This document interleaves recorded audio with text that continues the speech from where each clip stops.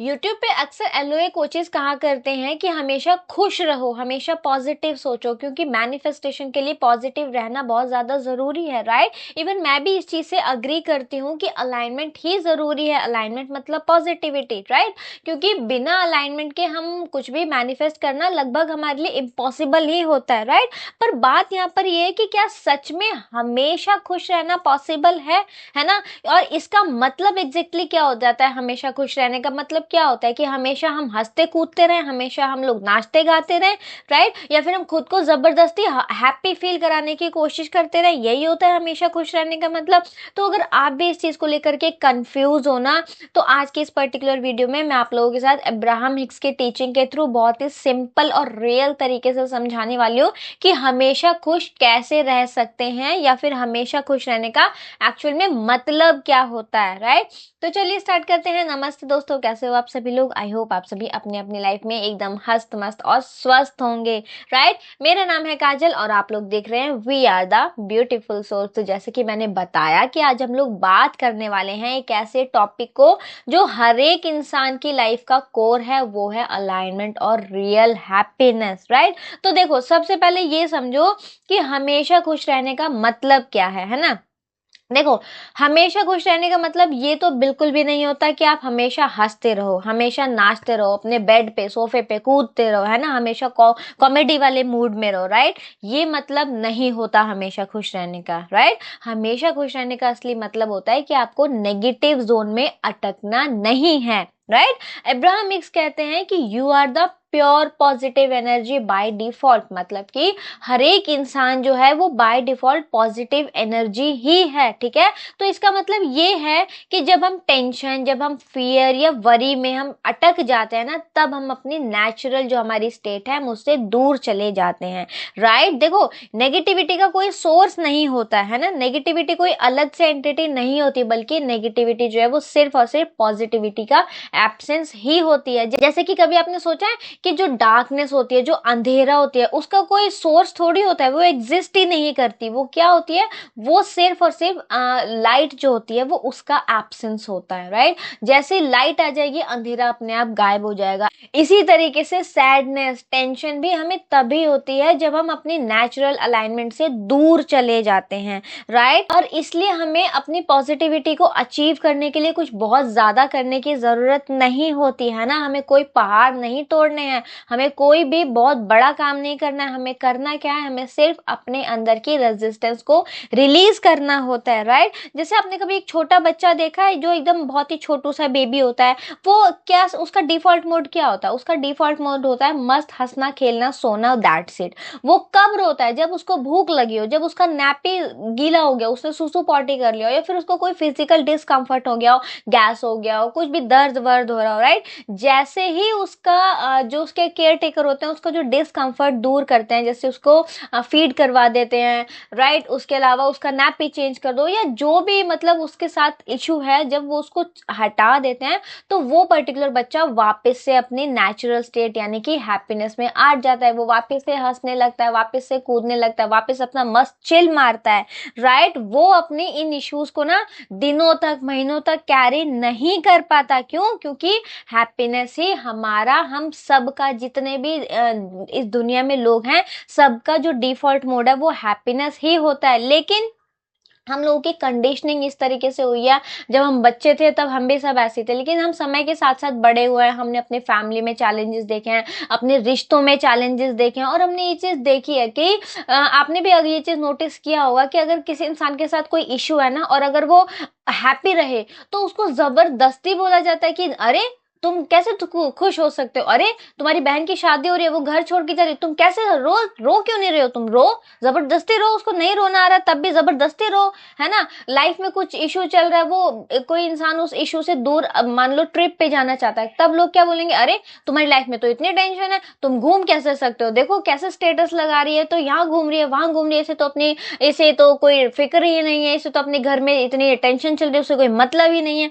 मतलब कहने का ये है कि जो हमारा डिफॉल्ट मोड था जो हैप्पीनेस वाला था, उससे हमें खींच खींच के लाया जाता है कि अरे तुम्हारे साथ ये इशू है, तुम इसे कैसे छोड़ सकते हो, इसे महीनों तक पकड़ के रखो, इसे सालों तक इस इशू को खींच के रखो, राइट। लेकिन क्या ये सच में हमारे लिए यूजफुल है? ये एटीट्यूड नहीं है, राइट। हैप्पीनेस हमारा नेचुरल स्टेट है, जो हमारी लाइफ में रेजिस्टेंस होते हैं, जो चैलेंजेस होते हैं, हम उनको पकड़ के बैठे रहते हैं, तभी हम अपनी लाइफ में हैप्पी नहीं रह पाते। हमें करना क्या है? हमें जस्ट उनको रिलीज करना है, राइट। और हाँ, एक चीज और मैं क्लियर कर दूं कि थोड़ा बहुत हर्ट फील होना, थोड़ा गुस्सा आना, थोड़ा इरिटेट होना ना बिल्कुल नॉर्मल होता है, राइट। अगर आप लॉ ऑफ अट्रैक्शन फॉलो कर रहे हो, इसका मतलब ये नहीं है कि आप एक रोबोट बन जाओगे, राइट। हम सभी एक ह्यूमन बीइंग्स हैं, है ना। हम सभी इमोशनल बीइंग्स हैं, माने हमारे अंदर इमोशंस हैं। हमें गुस्सा भी आएगा, हमें प्यार भी आएगा, राइट। मतलब आप समझो, राइट, हमारे अंदर हर एक तरीके का इमोशन है।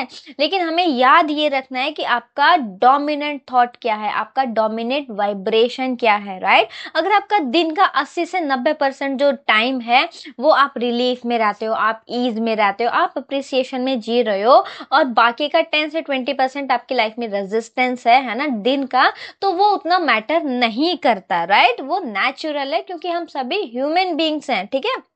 अब्राहम हिक्स कहते हैं कि आपको हमेशा सिर्फ एक काम करना है अपनी पूरी जिंदगी में, राइट। पूरी जिंदगी आपको सिर्फ एक ही चीज पे अटक के रहना है कि आपको हमेशा बेटर फीलिंग थॉट चूज करना है, दैट्स इट। इसके अलावा आपको कुछ भी नहीं करना, राइट। जैसे ही आप अपनी लाइफ में हमेशा बेटर फीलिंग थॉट चूज करने का ऑप्शन हमेशा चूज करोगे ना, आप हमेशा अलाइनमेंट में ही रहोगे, राइट। मतलब मान लीजिए कि आप किसी चैलेंज में हो, ठीक है, तो अपने आप से पूछो कि मुझे इस मोमेंट में कौन सा थॉट ऐसा होगा जो मुझे रिलैक्स फील कराएगा, राइट। और बस उस पर्टिकुलर थॉट को पकड़ लो, ठीक है। अगर आपको मान लो गुस्सा आ रहा है ना, अब आप वो गुस्सा निकाल नहीं रहे हो, आप उसको अपने अंदर रखे हुए हो। अब आप उस पर्टिकुलर इंसिडेंट से जिसकी वजह से आपको गुस्सा आया, आपने उसको रिलीज ना करके उसको 1 महीने तक रखा, 1 साल तक रखा, आप जिस भी इंसान के साथ या जिस भी सिचुएशन के साथ आपके साथ चैलेंज था, आप उसको रोज रोज जी रहे हो, राइट। अब बल्कि आपको करना क्या चाहिए, या तो उस गुस्से को बोल के निकाल दो, राइट। उससे क्या होगा कि आपको हल्का फील होगा। नहीं निकाल सकते, उस पर्टिकुलर इंसान के सामने नहीं निकाल सकते, तो पीछे जाके निकाल दो। उसकी कोई फोटो वोटो पड़ी होगी, उसे जाके जला दो, काट दो, ये कर दो, मतलब दीवार में कुछ फेंक के मार दो, मतलब कुछ भी कर दो, बस अपने उस गुस्से को रिलीज कर दो, ताकि आप ईज वाले इमोशन में आ जाओ, राइट। जबरदस्ती खुश होने की कोशिश आपको नहीं करनी है, सिर्फ आपको करंट थॉट से थोड़ा सा बेटर फील करने की कोशिश करनी है, थोड़ा सा बेटर थॉट चूज करना है जो आपको सिर्फ एक स्टेप ऊपर लेके जाए, आपको थोड़ा सा रिलीज दे, राइट। कोई इंसान अगर डिप्रेशन में है तो वो डायरेक्ट ही हा हा ही करके नहीं हंस सकता, उसको स्टेप बाय स्टेप ही आगे बढ़ना होगा, माने एक एक स्टेप करके। यहाँ इसके लिए अब्राहम हिक्स ने अपना जो है हमें अपना एक बहुत ही अमेजिंग इमोशनल गाइडिंग स्केल दिया है, जिसके बारे में मैं वीडियो ऑलरेडी बना चुकी हूँ, चैनल पे आपको मिल जाएगा, जाकर के देख लीजिएगा। वैसे मैं यहाँ पर और वीडियो के एंड में लिंक डाल दूंगी, आप वहां से भी जाकर के देख सकते हो। वहां पर उन्होंने बताया है कि आपको कैसे स्टेप बाय स्टेप ही आगे बढ़ना होता है, ठीक है। आपको एकदम से जंप नहीं करना, आप बहुत बुरा फील करो तो आप बहुत अच्छा डायरेक्ट फील नहीं कर सकते, आपको एक एक स्टेप करके बेटर फीलिंग थॉट चूज करने हैं, उन थॉट्स को पकड़ना और एक एक स्टेप करके आपको अलाइनमेंट की तरफ जाना है, राइट। 100% अलाइनमेंट में पहुंच जाओगे? नहीं, ऐसा नहीं होगा। क्यों? क्योंकि आप इंसान हो, राइट। आपके ऑफिस में चैलेंजेस आएंगे, आपको इरिटेशन होगी, लेकिन आपको क्या करना है, आपको उस चैलेंज को, उस इरिटेशन को पकड़ के नहीं बैठना है, आपको वहां पे अटकना नहीं है। आपको क्या करना है, वहां पे अटकने की जगह अपने आप से जेंटली कहना है कि अभी मैं जो भी फील कर रहा हूँ, मेरे अंदर जो भी इमोशन है वो वैलिड है। क्यों वैलिड है? क्योंकि मैं एक ह्यूमन हूँ, गुस्सा आना, बुरा लगना बिल्कुल नेचुरल है, मेरा अधिकार है गुस्सा करना, ये समझ लो, राइट। लेकिन मैं धीरे धीरे रिलीफ की तरफ, मैं धीरे धीरे ईज की तरफ जाना चाहता हूँ। ऐसा कौन सा थॉट है जो मुझे इस सिचुएशन से बेटर फील कराएगा, राइट। अगर आपके रिलेशनशिप में कुछ भी आर्ग्यूमेंट्स हुए हैं, क्योंकि घर घर की कहानियां है ना, दो बर्तन है तो आपस में बजेंगे ही बजेंगे, राइट। तो अब उसको पकड़ के नहीं बैठ जाना कि आपका सुबह झगड़ा हुआ तो आप एक उसको 15 दिन तक खींच रहे हो, 1 महीने तक, 2 महीने तक खींच रहे हो, फिर जो आपका छोटा सा झगड़ा था ना वो अपनी नफरत में बदल जाएगा और ऐसा हो जाएगा कि अब तो सामने आए तो उसका खून ही कर दूं, राइट। ऐसे नहीं करना है। वहां पर खुद को ऐसा थॉट चूज करना है या तो उसको जाने दो, ठीक है, आप उसको माफ कर सकते हो कर दो, नहीं करना कोई बात नहीं, भाड़ में जा, मैं सही था, बात खत्म। अपने इमोशंस के लिए सेल्फिश हो जाओ कि मुझे मुझे बेटर फील करना है, दैट्स इट, राइट। अपने ऊपर प्रेशर नहीं डालना कि मुझे बहुत ज्यादा खुश होना है ना, ऐसा नहीं करना है, ईज में रहना है, हल्का सोचने की कोशिश करनी है, दैट्स इट। आपको सिर्फ इतना बोलना है कि मैं चाहती हूँ, मैं ये चाहती हूँ कि मुझे ईज में रहना है, मुझे रिलैक्स रहना है, राइट। और आप वापस से धीरे धीरे अलाइनमेंट में आ जाओगे इस प्रोसेस के थ्रू। मान लीजिए अब कई बार ऐसा होता है कि हम पेरेंट्स होते हैं, ठीक है, हमारे घर में बच्चे हैं, वो बच्चे हद से ज्यादा आतंक काट रहे हैं घर में, तो क्या हमें गुस्सा नहीं आएगा? बच्चे ने बहुत महंगा कुछ तोड़ दिया तो एक सेकंड के लिए तो गुस्सा आएगा ना, है ना। हो सकता है उस सिचुएशन में आप उसके कुछ दो चार धर भी दो खींच के गाल पे, तो इसका मतलब क्या होगा? इसका मतलब ये थोड़ी होगा अब आप उसे पकड़ के बैठ जाओ, ठीक है, हो गया तो हो गया, अब उस चीज को छोड़ के आगे बढ़ो, है ना। मतलब कहने का ओवरऑल ये है कि अपना हमेशा खुश रहने का मतलब लोग कुछ बहुत ही गलत समझ लेते हैं कि हमें हमेशा एकदम हा हू करना है, ऐसा नहीं होता, राइट। एकदम मतलब नॉर्मल रहो।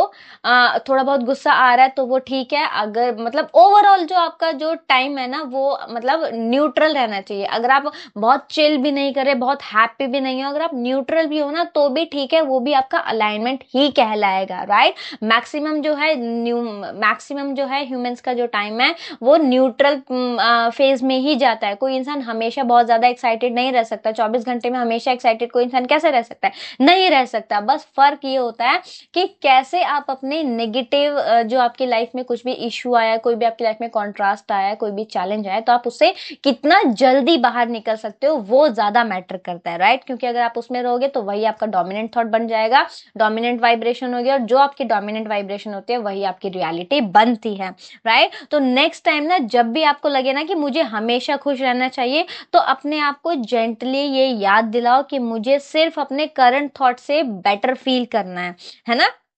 उसके अलावा मुझे कुछ भी नहीं करना। याद रखो, हैप्पीनेस हमारा नेचुरल स्टेट है। जब हम रेजिस्टेंस छोड़ते हैं तब हम ऑटोमेटिकली हैप्पीनेस में आ जाते हैं, है ना। हमें सिर्फ अपना फोकस हटाना है नेगेटिविटी से। जब हम अपना फोकस नेगेटिविटी से हटाएंगे तो हम ऑटोमेटिकली पॉजिटिविटी की तरफ आ जाएंगे, राइट। और इसमें हमारे लिए मेडिटेशन भी काफी एक यूजफुल टूल हो जाता है, जिसके बारे में भी मैंने एक प्रॉपर प्लेलिस्ट बना रखी है, अगर आप लोग चाहें तो जाकर के देख सकते हैं। बहुत ही अमेजिंग होता है मेडिटेशन भी, ठीक है। तो आई होप फ्रेंड्स कि हमेशा खुश रहने का जो एक बहुत ही ज्यादा इसको क्या बोलेंगे, मिसकंसेप्शन बोल सकते हैं, या मतलब जो भी है कि हमेशा खुश कैसे रहें, क्योंकि मेरे ही एक सब्सक्राइबर ने मुझसे ये चीज बोली थी कि हमेशा अलाइनमेंट में कैसे रहें, मुझे बताएं। तो मैं जाहिर सी बात है मैं कमेंट सेक्शन में नहीं बता सकती थी, इसलिए मैंने ये वीडियो बना के उनको अच्छे से एक्सप्लेन कर दिया कि हमेशा अलाइनमेंट का क्या मतलब होता है, ठीक है। तो आई होप कि आपने आज की वीडियो से काफी कुछ सीखा होगा। अगर आपको कुछ भी वीडियो में अच्छा लगा है, अपना फीडबैक शेयर करना चाहते हैं, तो कमेंट सेक्शन में जरूर से कीजिए। आपके मन में कोई भी डाउट, क्वेरी, क्वेश्चन हो तो आप वो कमेंट सेक्शन में पूछ सकते हैं। मैं पूरी कोशिश करती हूँ आपके कमेंट्स का रिप्लाई करने के लिए। बाकी आज की वीडियो को हम यहीं पर समाप्त करते हैं।